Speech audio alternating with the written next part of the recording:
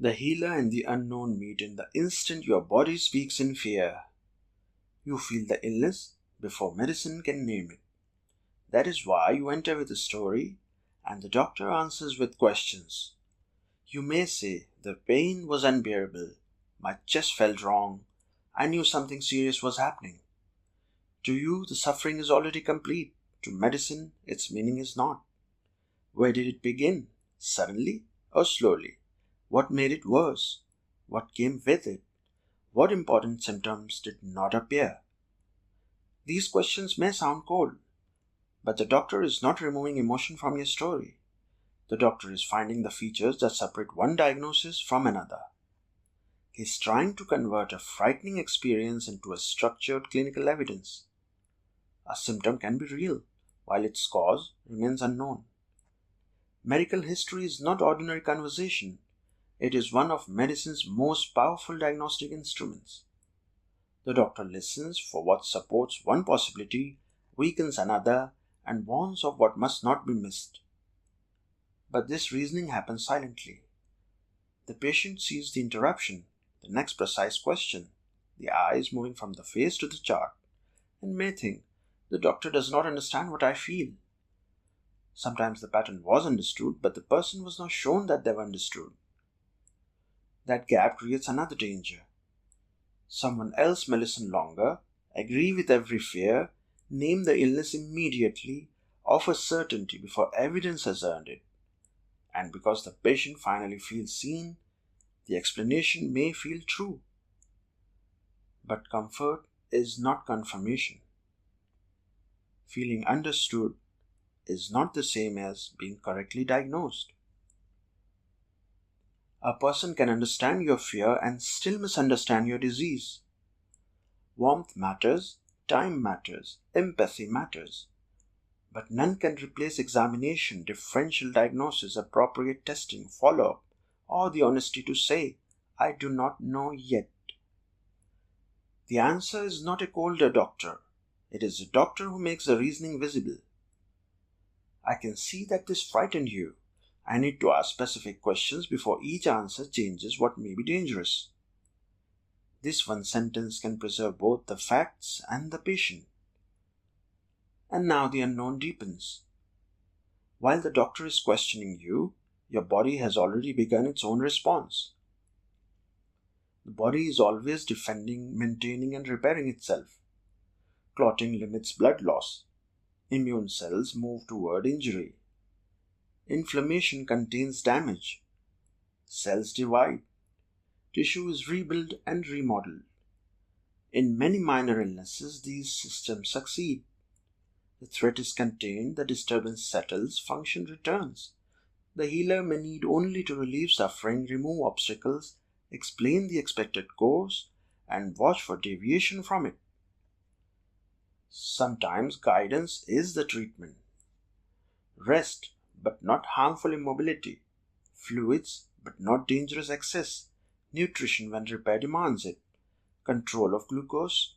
Avoidance of smoke, harmful medicines, or repeated injury. And clear instructions about when recovery is no longer following the expected path. But repair is not invincibility. If the body could always repair itself, we would never age, and disease would never kill. The body's response can fail in more than one direction. Repair may be blocked, overwhelmed, incomplete, and sometimes the response itself becomes the injury. In hypersensitivity, a defense becomes excessive and damages tissue. In autoimmunity, the immune system loses tolerance and attacks the body it was meant to protect. And prolonged repair can replace functioning tissue with fibrosis. Sometimes the defense becomes the damage. The body may fail because it cannot respond enough, or because its response has lost direction. A blocked artery may need blood flow restored. An abscess may need drainage. A fracture may need alignment.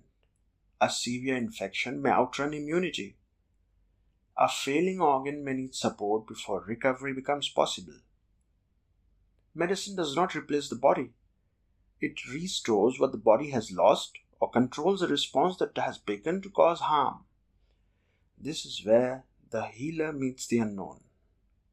Is the body recovering? Is it merely compensating? Is its defense failing, or has the defense itself become the disease? The healer's task is not only to name the disease, but to judge its direction. What can be watched? What must be tested? What must be treated now? How much time can the body safely be given? Tests can add evidence, but no test enters the room already knowing what question it must answer. The healer must ask the right question before the machine can return a useful number. So who heals you?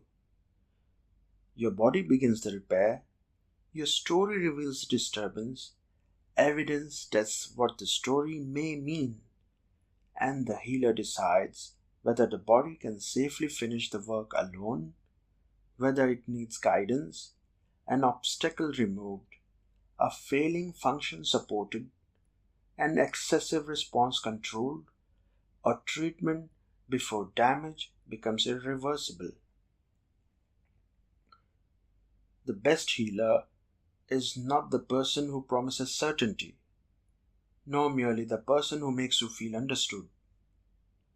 The healer hears the suffering without surrendering the evidence, trusts the body without overestimating it, admits the unknown, and acts before the unknown becomes the outcome.